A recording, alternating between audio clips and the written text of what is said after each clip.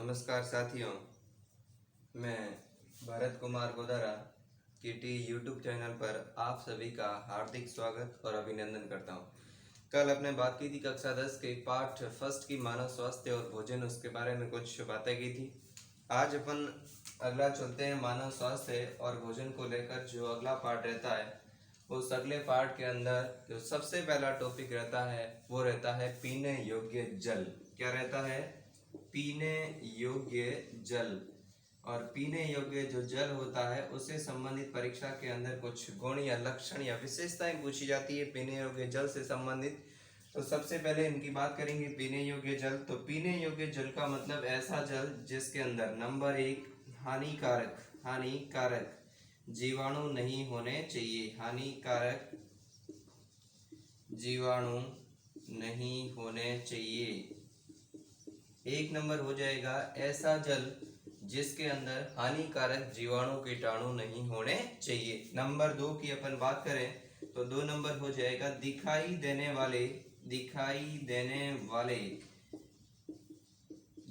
देने वाले सूक्ष्म जीव तथा वनस्पति नहीं होनी चाहिए। नंबर 3 की बात करें तो नंबर 3 पर हो जाएगा पर्याप्त मात्रा में जितनी आवश्यकता होती है उतना पर्याप्त मात्रा में ऑक्सीजन घुली हुई होनी चाहिए। और नंबर 4 की बात करें तो नंबर 4 में जल का पीएच मान संतुलित होना चाहिए। और जो शुद्ध जल होता है उस शुद्ध जल का पीएच मान कितना होता है? 7 होता है। कितना होता है? 7। और इसकी प्रकृति कैसी होती है? उदासीन प्रकृति का होता है। न तो अम्लीय होता है और न ही क्षारीय प्रकृति का होता है। अपने बात की थी पीने योग्य जल, और पीने योग्य जल का मतलब ऐसा जल जिसके अंदर हानिकारक जीवाणु नहीं होने चाहिए। नंबर 2 की बात करें तो दिखाई देने वाली सूक्ष्म जीव तथा वनस्पति नहीं होनी चाहिए। नंबर 3 की बात करें तो पर्याप्त मात्रा में ऑक्सीजन घुली होनी चाहिए। और नंबर 4 पर जल का पीएच मान संतुलित होना चाहिए। और जल का सामान्य पीएच मान कितना होता है? 7। और 7 जब पीएच मान होगा तो उसकी प्रकृति कैसी होती है? उदासीन प्रकृति होती है। बात करेंगे अपन पार्ट नंबर 5 के अंदर पीएच से संबंधित। अब इसके बाद जो अगला टॉपिक रहता है पीने योग्य जल के बाद जल के संक्रमण से कौन सा रोग होता है और उस रोग से संबंधित कुछ यहाँ पर बातें हैं। सबसे पहला यहाँ पर रोग आता है बाला या नारू रोग। ये रोग किसके द्वारा होता है? ये रोग होता है जल के या प्रदूषित जल कह सकते हैं अपन, प्रदूषित जल के संक्रमण से। कौन सा रोग होता है? नारू या बाला रोग। इस रोग का जो रोग जनक है, परीक्षा में अक्सर क्वेश्चन यहाँ से पूछा जाता है कि नारू या बाला रोग का रोग जनक कौन सा है, तो आपको याद रखना है ड्रैगनकुलस मेंडिनेंसिस। ये किस रोग का रोग जनक है? बाला या नारू रोग। इस रोग का 2000 के बाद जब सर्वे किया गया तो राजस्थान के अंदर इस रोग का आज 2000 से आज तक कोई भी रोगी नहीं पाया गया है। सबसे बड़ी बात है, बाला या नारू नामक रोग किसके द्वारा होता है? प्रदूषित जल के संक्रमण के द्वारा होता है। इस रोग का रोगजनक कौन सा है? ड्रैगनकुलस मेंडिनेंसिस। और 2000 के बाद जब सर्वे किया गया तो राजस्थान के अंदर इस रोग का कोई भी रोगी नहीं पाया गया है। नेक्स्ट पर अपन बात करें, अगला जो पार्ट रहता है उस अगले पार्ट के अंदर स्थिति होती है मोटापा की स्थिति। अगला जो पार्ट है उसके अंदर है मोटापा की स्थिति। अब मोटापा स्थिति से हमारा तात्पर्य यह है कि शरीर के अंदर ऐसी स्थिति जब शारीरिक वसा का सेवन ज्यादा किया जाता है, जब वसा का सेवन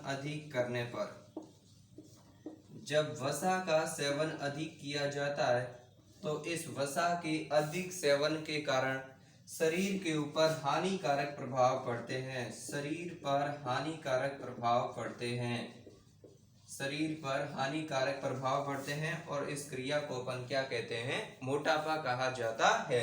जब वसा का सेवन अधिक मात्रा में करने पर शरीर पर हानिकारक प्रभाव पड़ना, जिसके कारण शरीर को विभिन्न प्रकार के रोग हो जाते हैं, श्वसन संबंधी समस्या जिसे अपन दमा कहते हैं, विभिन्न प्रकार के रोग हो जाते हैं और इस घटना को अपन क्या कहते हैं, मोटापा कहा जाता है। मोटापा किसके कारण होता है, सबसे अधिक होता है वसा का अधिक सेवन करने के कारण। इस मोटापा की स्थिति को मापने के लिए एक BMI का प्रयोग किया जाता है। ये होता है, इसे हिंदी में कहते हैं शरीर भार सूचकांक। शरीर भार सूचकांक, इस BMI का प्रयोग किया जाता है, जिसे इंग्लिश में कहते हैं बॉडी मास इंडेक्स। अंग्रेजी में कहा जाता है बॉडी मास इंडेक्स, शरीर भार सूचकांक। ये BMI ये कहता है कि शरीर के भार तथा लंबाई, शरीर के भार तथा शरीर की लंबाई का जो अनुपात होता है वही क्या कहलाता है, शरीर भार सूचकांक कहलाता है। BMI बॉडी मास इंडेक्स से कहते हैं, शरीर भार सूचकांक होता है। मोटापा की स्थिति को मापने के लिए इसका प्रयोग किया जाता है और ये कहता है कि जब शरीर के भार तथा लंबाई दोनों का औसत होता है तो उसे अपन क्या कहते हैं, BMI बॉडी मास इंडेक्स के नाम से जाना जाता है।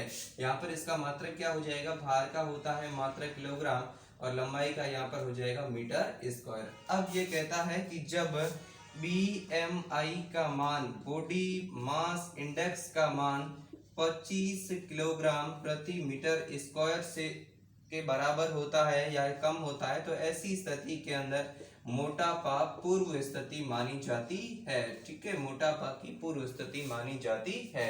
जब इस BMI का मान 30 kg बटे मीटर स्क्वायर होता है तो ऐसी स्थिति के अंदर मोटापा की स्थिति मानी जाती है। मतलब ये हुआ कि शरीर पर वसा का सेवन क्या हो जाता है, प्रभावी हो जाता है जब BMI का मान कितना होता है, 30 kg बटे मीटर स्क्वायर होता है। इस स्थिति को अपन मोटापा कहते हैं। सबसे पहले मोटापा, तो जब शारीरिक वसा का सेवन अधिक करने पर शरीर पर हानिकारक प्रभाव पड़ते हैं, जिसके कारण विभिन्न प्रकार के रोग उत्पन्न हो जाते हैं, उस स्थिति को अपन क्या कहते हैं, मोटापा कहते हैं। मोटापा को मापने के लिए BMI का प्रयोग किया जाता है, बॉडी मास इंडेक्स कहते हैं, शरीर भार सूचकांक कहा जाता है।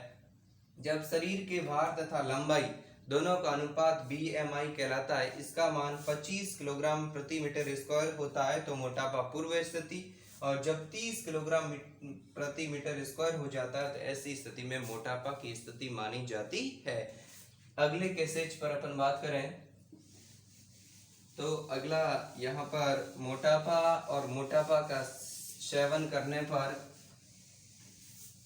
क्या क्या प्रभाव पड़ते हैं। तो मोटापा होता है ऐसी स्थिति के अंदर शरीर पर विभिन्न प्रकार के रोग उत्पन्न हो जाते हैं। जैसे सबसे पहले अपन बात करें श्वसन संबंधी रोग। कौन सा रोग हो जाता है, श्वसन संबंधी रोग उत्पन्न हो जाते हैं। नंबर 2 की बात करें तो अपन हृदय संबंधी रोग उत्पन्न हो जाते हैं। हृदय संबंधी रोग उत्पन्न हो जाते हैं किसके कारण, जो मोटापा की स्थिति होती है, ऐसी स्थिति के अंदर श्वसन संबंधी, हृदय संबंधी और विभिन्न प्रकार की निद्राकालीन बीमारियां भी उत्पन्न हो जाती है। किसके प्रयोग से, वसा जैसे पदार्थों के सर्वाधिक सेवन करने से विभिन्न प्रकार की बीमारियां उत्पन्न हो जाती है।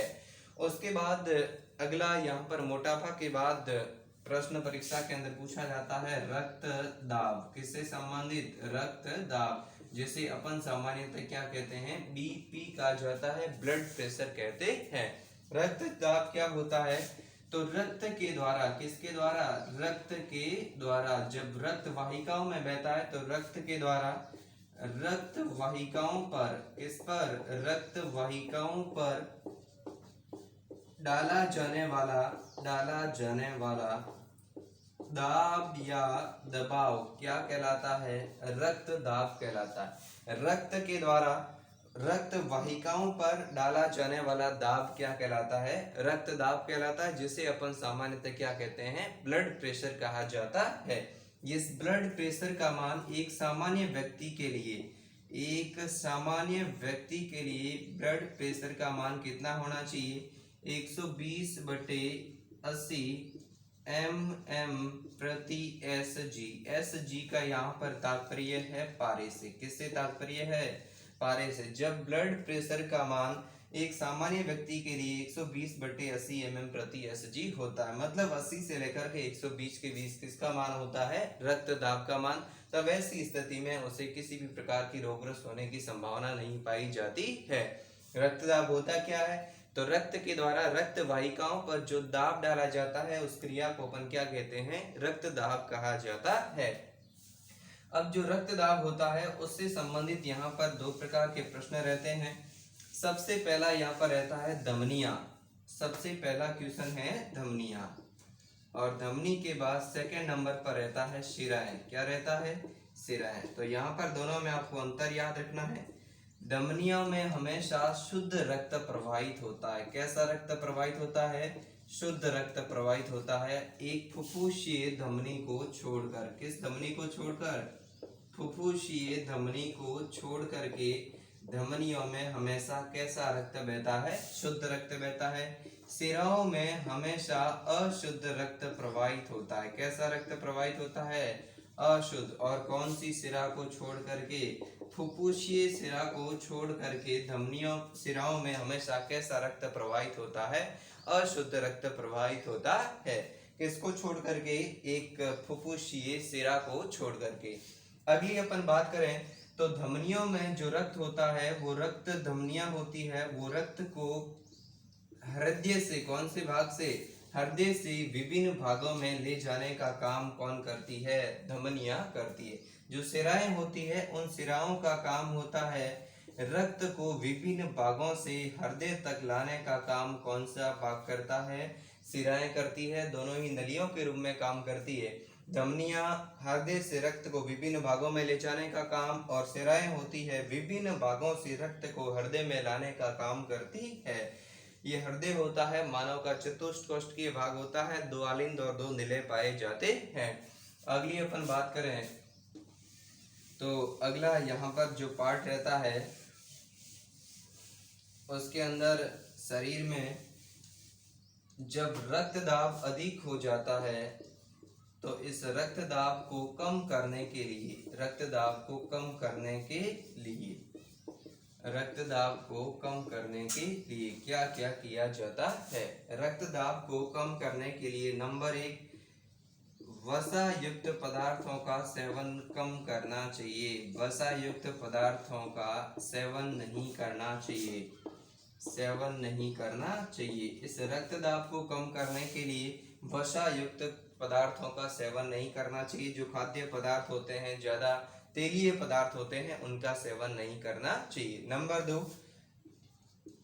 ऐसे पदार्थ, खाद्य पदार्थों का यूज करना चाहिए जिसके अंदर मैग्नीशियम और सोडियम इन दोनों की उचित मात्रा मिली हुई हो। ऐसे पदार्थों का क्या करना चाहिए? सेवन करना चाहिए। नंबर 3, यहाँ पर देखिएगा, सबसे पहला वसा युक्त खाद्य पदार्थों का सेवन नहीं करना चाहिए। मैग्नीशियम और सोडियम की उचित मात्रा मिले हुए भोजन का सेवन करना चाहिए। और उसके बाद थर्ड नंबर की इस पर अपन बात करें तो थर्ड नंबर पर होगा हमेशा व्यायाम करना चाहिए। क्या करना चाहिए? व्यायाम करना चाहिए। नंबर 4 की बात करें तो हमेशा योगासन या योग करना चाहिए। और इसके अंदर नंबर 5 की बात करें तो सुबह के समय हमेशा रनिंग करनी चाहिए, मतलब क्या हुआ? दौड़ लगानी चाहिए। जिसको भी ये प्रॉब्लम होती है तो ऐसी स्थिति के अंदर वसा युक्त खाद्य पदार्थों का सेवन नहीं करें। ऐसा भोजन जिसमें मैग्नीशियम सोडियम की उचित मात्रा मिली हुई हो सेवन करें। हमेशा व्यायाम करें, योगा करें और सुबह रनिंग या दौड़ लगाएं।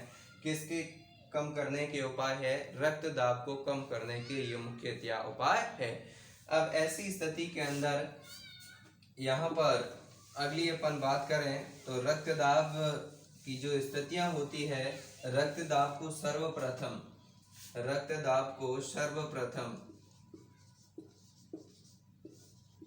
जो मापा था उस वैज्ञानिक का नाम था स्टीफन हेल्स। क्या नाम था? Stephen Hales. और इस स्टीफन हेल्स नामक वैज्ञानिक के द्वारा सर्वप्रथम घोड़ों में रक्तदाब को मापा गया था। किसमें मापा गया था? स्टीफन हेल्स नामक वैज्ञानिक के द्वारा सर्वप्रथम रक्तदाब को किसमें मापा गया था? घोड़ों के अंदर मापा गया था। उस वैज्ञानिक का नाम है स्टीफन हेल्स। आज की क्लास में इतना ही। मैं आपका एक बार फिर से मेरे इस भरत कुमार गोदारा केटी यूट्यूब चैनल पर आप सभी का स्वागत और अभिनंदन करता हूं। ज़्यादा से ज़्यादा मेरे इस यूट्यूब चैनल को लाइक, सब्सक्राइब और शेयर करें। आप सभी का प्यार यूं ही बना रहे। Thank you so much.